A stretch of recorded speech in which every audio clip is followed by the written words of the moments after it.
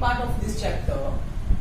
नाम क्या है चैप्टर का? Light, reflection and refraction. जितने भी हमने लास्टली देखे that all topics are belong from the reflection.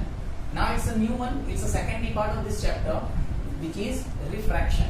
What is the meaning of refraction? देखो रिफ्लेक्शन में क्या हो रहा था, कोई भी लाइट ऑब्जेक्ट पर आ रही थी, incident, and after the incident same medium में रिपीट मतलब रीबैक हो रही थी. बट रिफ्रैक्शन में रीबैक नहीं हो रही, that is goes toward the direction, but थोड़ा सा चेंज अप हो जाता है. Look at here.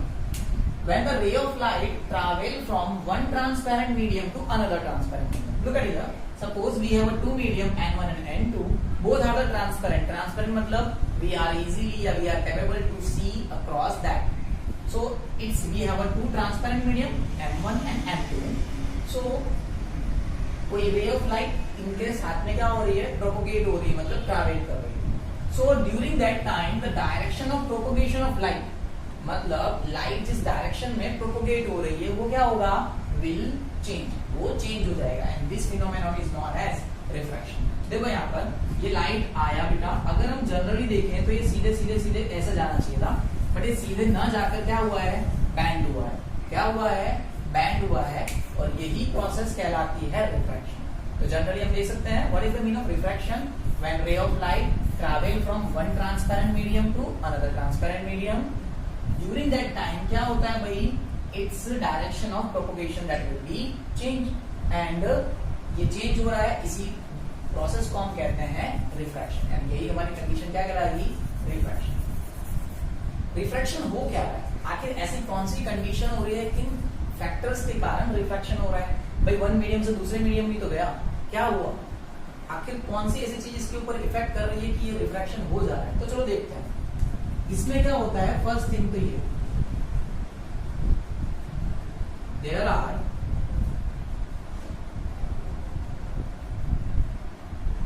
Difference in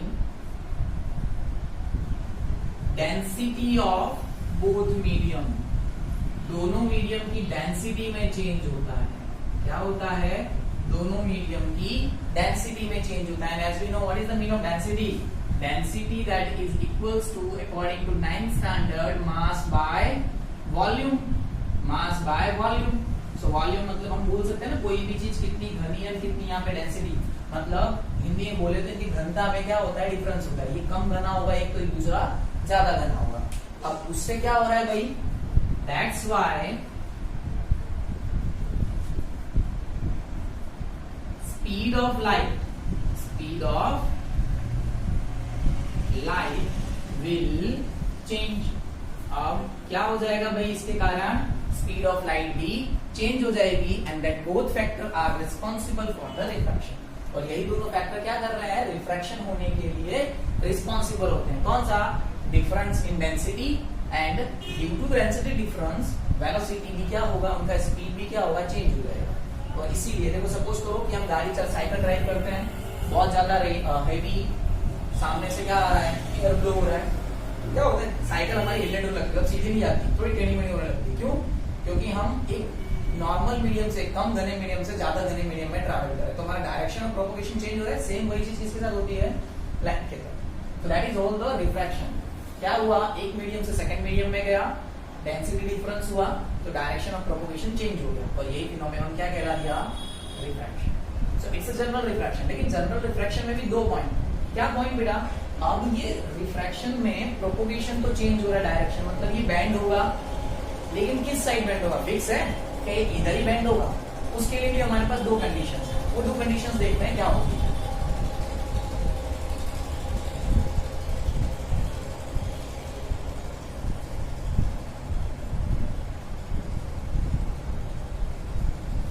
देखो दोनों conditions.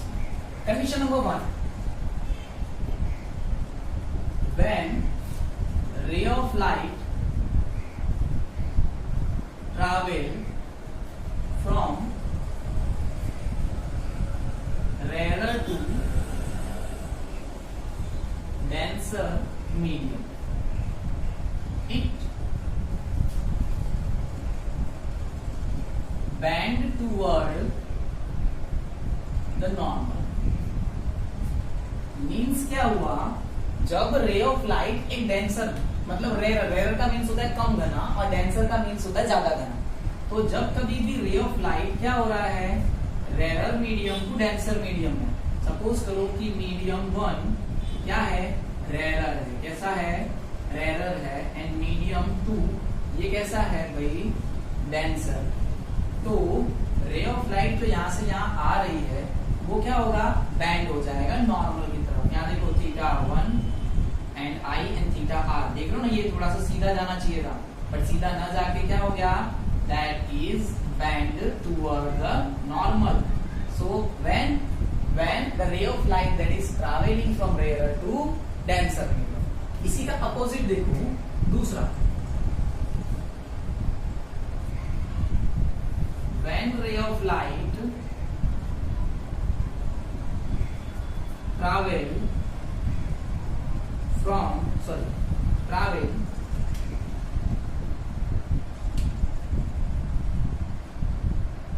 denser to rarer medium, it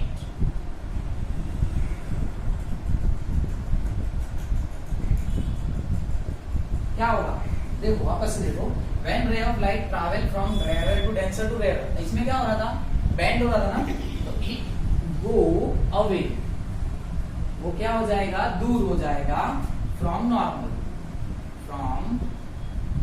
मतलब वो नॉर्मल से क्या हो जाएगा भाई, दूर। देख लो ये डायग्राम भी बना रहा हूं मैं, इट्स अ नॉर्मल, रे ऑफ लाइट आया, M1 कैसा था, that is the denser medium, while M2 कैसा है बेटा, ये रेयर मीडियम है। सो ये क्या होगा, दूसरी साइड बेंड होगा, एक्चुअली ये सीधा जाना चाहिए तो इधर ना जाके क्या हो गया, ये सेकंड साइड बेंड हो गया, θi and that is all θi। So ये दो कंडीशंस हैं, depends on to the nature of medium के, जो ये डायरेक्शन ऑफ प्रोपोगेशन में जो चेंज आ रहा है, जो डिस्प्लेसमेंट आ रहा है, वो डिस्प्लेसमेंट किस डायरेक्शन में होगा, that is depending on to the nature of medium, कि भाई रे ऑफ लाइट किस डायरेक्शन से किस मीडियम में ट्रैवल कर रही है, इस पर डिपेंड करता है कि वो किस साइड को मूव ऑन होने वाला है। ठीक है,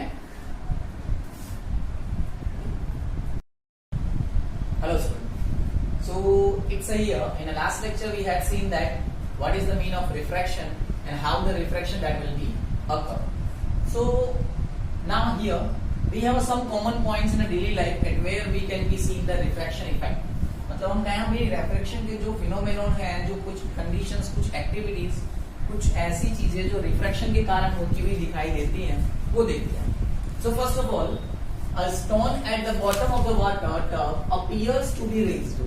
मीन्स क्या होता है कि अगर हमने वाटर टब के अंदर कोई स्टोन या कोई कॉइन डाल रहे हो, सो वो कॉइन जो है वो उसकी एक्चुअल डेप्थ से थोड़ा सा ऊपर दिखाई देता है। उसकी जो एक्चुअली डेप्थ होती है वो उतना डीप नहीं, लेकिन उसकी एक्चुअल डेप्थ से वो थोड़ा सा ऊपर वर्ड यानी अपर वर्ड थोड़ा अपीयर होता है। That is due to the refraction. Second देखें तो फिश, एक्वेरियम के अंदर हम फिश जो कैप्ट करते हैं, वो फिश क्या होती है भाई, that is actually look bigger than its original size. उसकी जो ओरिजिनल साइज है, उस ओरिजिनल साइज से वो थोड़ी बड़ी दिखाई देती है। That is just because of the refraction. Aquarium में क्या होता है बेटा, सपोज करो कि ये एक्वेरियम है, ये ग्लास हुआ, ये मिरर वाटर हुआ, ये एयर हुआ। सो कंटिन्यूसली देखो, आप यहाँ पे अगर खड़े हो तो यहाँ से जाओगे तो ये रेयर मीडियम है, डेंसर मीडियम है, क्योंकि ग्लास मच डेंसर है, तो वाटर रेयर हुआ। मतलब कंटिन्यूसली अलग अलग मीडियम में क्या होगा, हमारा रे ऑफ लाइट ट्रैवल करेगा, and due to that reason refraction that will be occur, and due to that the fish which is kept into the aquarium that is look bigger than its original size. And the last one, इसको आपने generally अपनी life में बहुत बार देखा होगा, बचपन में अपने बहुत एक्टिविटी प्रैक्टिकल भी किए होंगे, कि भाई अगर सपोज करो कोई ट्रांसपेरेंट वाटर का ग्लास है, मिरर का है, यहाँ पर आपने वाटर रखा है, सो जैसे ही आप इसके अंदर पेंसिल को इमर्स करते हो तो पेंसिल यहाँ से थोड़ी सी ब्रेकआउट भी दिखाई देती है आपको, पेंसिल थोड़ी सी ब्रेकआउट भी दिखाई देती है। ये क्यों होता है, that is just because of a refraction. So look at here, a pencil partially emerge, pencil जो आधी तरीके से इसके अंदर इमर्ज की गई है, appears to be displaced, displaced होना मतलब थोड़ी सी खसक जाना, at the interface of the air and water. Interface of air and water मतलब वो सरफेस पॉइंट जहां पे एयर एंड वाटर आपस में जुड़ रहे हैं, at that place it is look like displaced. Displaced होना मतलब थोड़ी सी खसक जाना ऐसी दिखाई देती है। So here that are the common phenomenon which are occur due to refraction. तो ये तो रिफ्रैक्शन हुआ।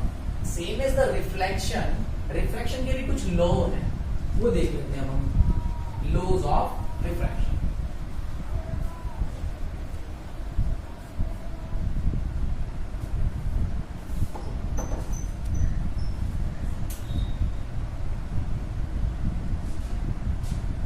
Laws of refraction. So look at here. Suppose आप करो कि ये layer है, it's here medium 1, it's here medium 2. When ray of light travel from here, it's bend toward, so it's theta I and ये theta R. ये हमारी A O B ray pass out हुई and normal को हमने name दे दिया MM dash. Alright, so look at here. What is the law of refraction? First law of refraction that is same as the law of reflection. पूरा का पूरा same है। कैसे? देखो यहाँ पर ये जो ray है that is known as the incident ray. It is incident ray. Because that ray comes toward here by the refraction. देखो ऊपर जा रही थी रिफ्लेक्शन होके, तो वो रिफ्लेक्टेड रे हुई, और ये रिफ्रैक्शन के थ्रू जा रही है तो रिफ्रैक्टेड। कौन सी रे? रिफ्रैक्टेड रे। It's incident point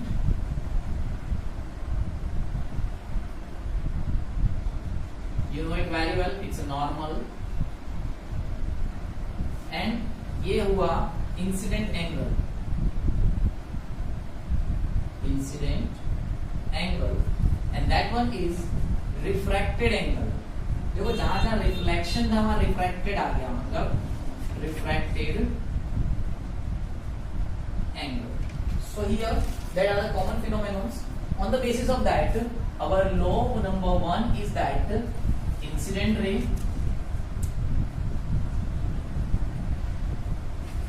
refracted ray,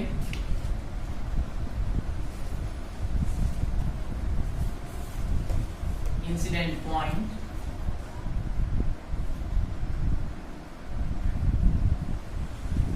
and normal all are in same plane. Plane that is here, it's a plane representing the surface. Means क्या बोल रहे हैं भाई कि incident ray, refracted ray, incident point and normal that all are in the same plane. Means भाई ये कोई surface change नहीं होती है। अगर इंसिडेंट रे यहाँ पर आएगा तो रिफ्लेक्शन भी उसी सरफेस से हो रहा है, that is a fact one. Same is जिस पॉइंट पे आएगा वही इंसिडेंट पॉइंट होगा। सपोज आउट रे यहाँ इंसिडेंट हुई and I will say that कि भाई वहां पर इंसिडेंट पॉइंट है, that is not possible to us because surface change नहीं हो सकता। That is the first law of reflection. Second law की बात करते हैं तो that is the other one. ये थोड़ा सा चेंज है, थोड़ा ध्यान देना पड़ेगा इसको। Sine of incident angle, sorry ratio of sine of incident angle to sine of refracted angle always constant, always constant। means क्या बोल रहा है? sin I upon sin R that is equals to constant। means समझो कि भाई अगर मैं incident angle का साइन थीटा के बेसिस पे इन मैथ्स में आप अभी 8th चैप्टर पढ़ोगे तो उसमें साइन थीटा कॉस थीटा पता चलेगा। ये एंगल मेजरमेंट के सब एंगल्स मतलब कि रूल्स होते हैं। तो sine theta and cos theta यानी साइन थीटा के बेसिस पे अगर मैं फाइंड करूं कि sine I means incident angle का जो साइन है एंड रिफ्लेक्टेड एंगल का जो साइन है, when we are finding the ratio of both component it always a constant, मतलब एक फिक्स ही मिलेगा। आप कोई भी एंगल पे इंसिडेंट लाओ रे और वो उसका जो रिफ्रैक्टेड रे होगा, आप एक जगह पे कर रहे हो एंड सेकंड दूसरी प्लेस पे, यही इक्वेशन हम प्रूव कर रहे हैं। जो आप दोनों का फाइंड करोगे, रेशियो फाइंड करोगे, तो ratio that is always a fix. ये फिक्स है कि आप कोई भी एंगल यहाँ पे लाओ, कांस्टेंट हमेशा आएगा वैल्यू, मतलब किसी भी सरफेस के लिए, कोई भी एंगल के लिए जो इनका रेशियो होगा वो ऑलवेज एक कांस्टेंट वैल्यू मिलती है। So here that is the law of refraction. And generally याद रखना, ये जो लॉ है ना, इसको हम स्नेल लॉ के नाम से भी जानते हैं। स्नेल्स लॉ किस नाम से जानते हैं?